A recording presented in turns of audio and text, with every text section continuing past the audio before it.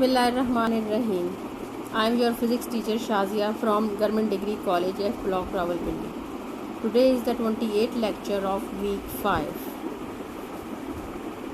We will continue chapter number 13. The learning objective of today's lecture is how to apply Kirchhoff rule.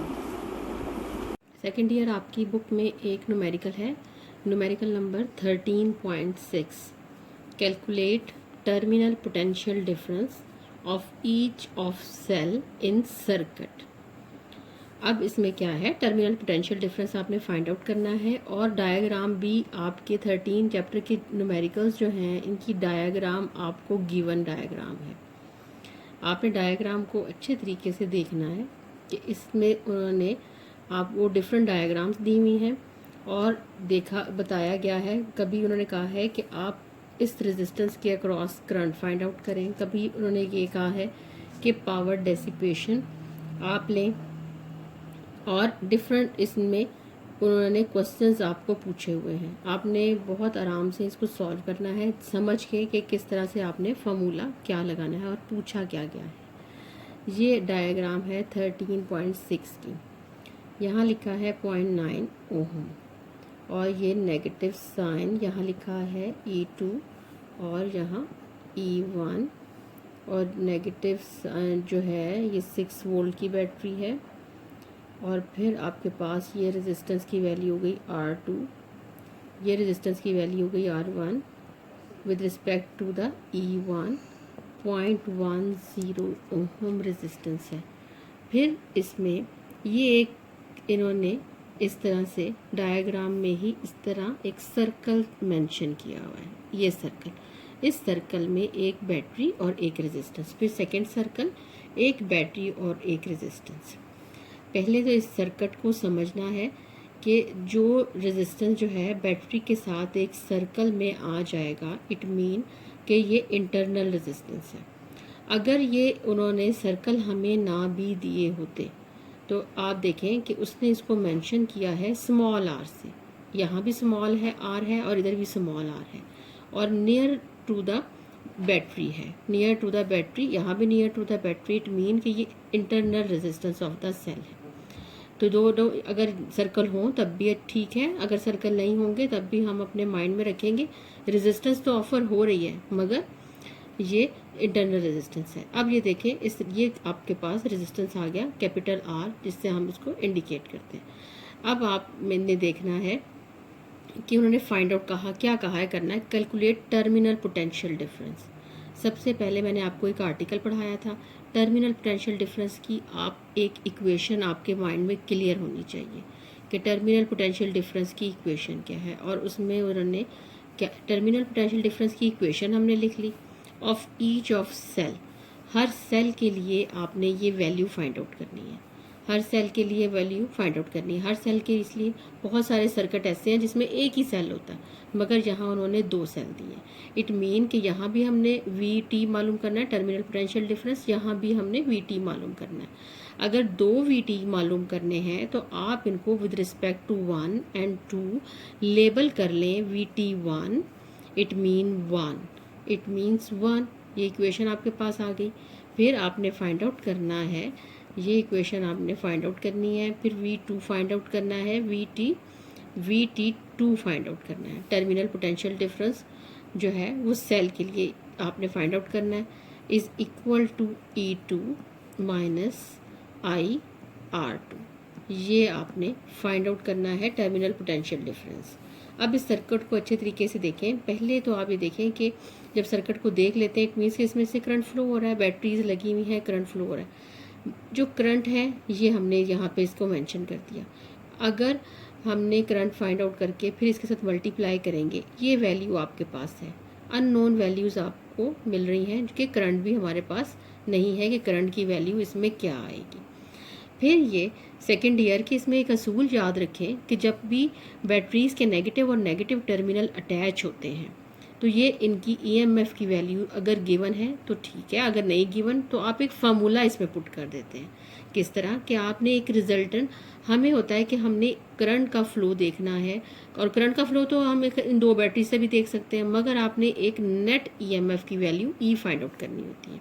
वो कहते हैं तो फिर आपके पास वैल्यू जो है वो आ जाएगी E1 minus E2। E1 minus E2, ये बैटरीज का कनेक्शन देख लें किस तरह से है कि अगर ये positive negative, E1 battery negative और नेगेटिव ही अटैच है, E2 ये नेगेटिव पॉजिटिव, ये बैटरीज के नेगेटिव नेगेटिव अटैच हैं। अगर इनके नेगेटिव नेगेटिव अटैच होंगे तो आप इनको इस तरह से माइनस करेंगी तो आपके पास रिजल्टेंट ईएमएफ की वैल्यू आ जाएगी। तो अगर ईएमएफ की वैल्यू जब फाइंड आउट करनी हो, E1 की वैल्यू 24, नेगेटिव साइन आ जाएगा, और 6 की वैल्यू आ जाएगी। ये 18 वोल्ट्स आपके पास ईएमएफ ऑफ द जो है वो सेल हो गई कि आपके पास रिजल्टेंट ईएमएफ की वैल्यू आ गई। अब रिजल्टेंट ईएमएफ की वैल्यू इस तरह से आ गई।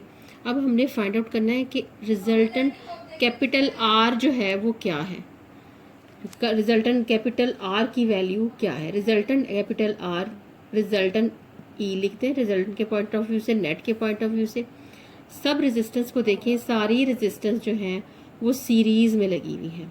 इट मीन्स कि आपके माइंड में फार्मूला होना चाहिए कि जब रेजिस्टेंस सीरीज़ में होंगी तो ये सब रेजिस्टेंस जो होंगी ये प्लस होंगी। आपने फ़ौरन इनको प्लस का साइन लगा के सारी रेजिस्टेंस को प्लस कर देना है।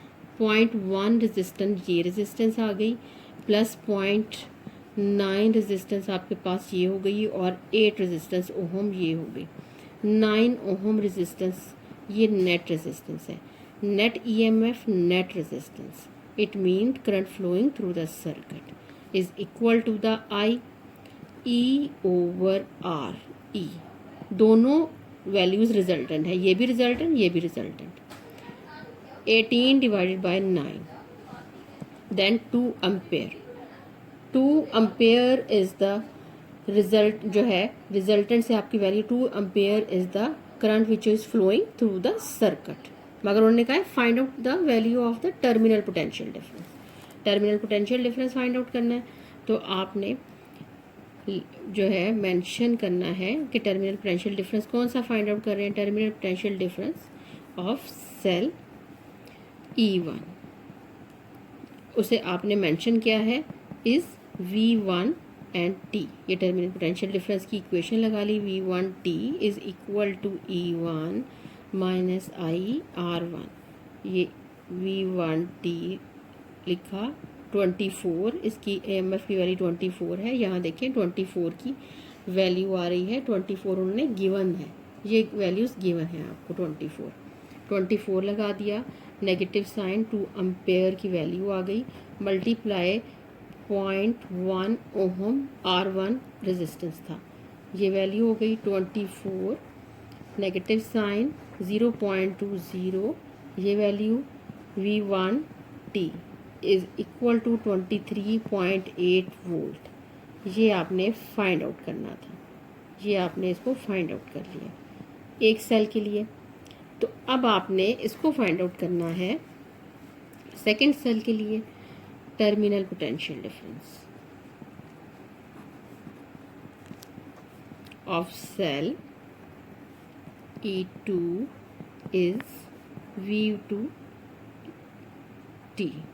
VT2 लिख सकते हैं, VT एंड 2 ये लिख सकते हैं, इसकी इक्वेशन लिखी, VT2 is equal to E2 negative sign IR2। E2 की वैल्यू लिखी 6 के इक्वल, यहाँ 6 आ गया, T एंड 2 ये वैल्यू हो गई, नेगेटिव साइन और यहाँ आ गया 2, और फिर ये 2 की वैल्यू होगी, R2 की वैल्यू क्या है 0.9 वैल्यू, और यहाँ उन्होंने कहा है कि इसके साथ जो होगा वो नेगेटिव साइन, एक और नेगेटिव साइन आएगा। क्यों नेगेटिव साइन इसके एक साथ एक और नेगेटिव आएगा कि आपके पास जो है वो करंट जो रिवर्स डायरेक्शन में जा रहा है, करंट रिवर्स डायरेक्शन में जा रहा है, इसलिए नेगेटिव साइन उसके लिए यहाँ पे नेगेटिव आएगा। तो ये इक्वेशन किस तरह से हो जाएगी कि टर्मिनल पोटेंशियल डिफरेंस 6 प्लस की वैल्यू आ जाएगी, प्लस का साइन हो जाएगा और प्लस 2 मल्टीप्लाई 0.9 ये वैल्यू हो गई। वी टी हो गया 2 की वैल्यू आ गई और 7.8 वोल्ट पोटेंशियल डिफरेंस आपने terminal potential difference find out करना था। ये जो नेगेटिव साइन है इसको मैं आपको समझा देती हूँ कि आपने यहाँ पॉजिटिव क्यों लगाया और यहाँ नेगेटिव क्यों लगाया। देखें second year terminal potential difference आपने E1 के लिए लिया तो ये देखें नेगेटिव लो से हाई की तरफ वैल्यू आ रही है, करंट इसी तरह फ्लो होता है लो से हाई।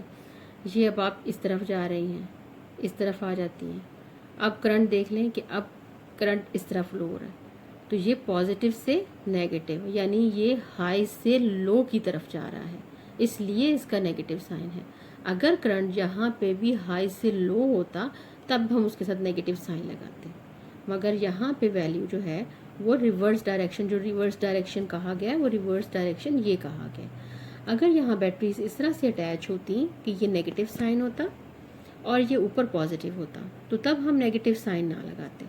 यानी किस तरह से होती ये बैटरी कैसे लगी होती, बैटरी कुछ देखें लगा के कि ये करंट फ्लो हो रहा है इस तरह से और ये नेगेटिव टर्मिनल और ये पॉजिटिव टर्मिनल, अगर ये इस तरह से अटैच होता तो करंट फिर आप इसकी इक्वेशन में नेगेटिव साइन ही लगाते क्योंकि ये इक्वेशन से नेगेटिव साइन आ रहा है। अब हमने एक और नेगेटिव लगाया due to the reverse direction of the current, तो फिर वो आपके पास इक्वेशन में पॉजिटिव हो गया है। नेगेटिव एंड नेगेटिव को मल्टीप्लाई करें तो पॉजिटिव हो गया ये वैल्यूज़। इस न्यूमेरिकल को अच्छे तरीके से देखिएगा और फिर आपने खुद करने की इसको कोशिश करनी है, इसको रिवाइज करें। Thank you so much. Allah हाफिज़।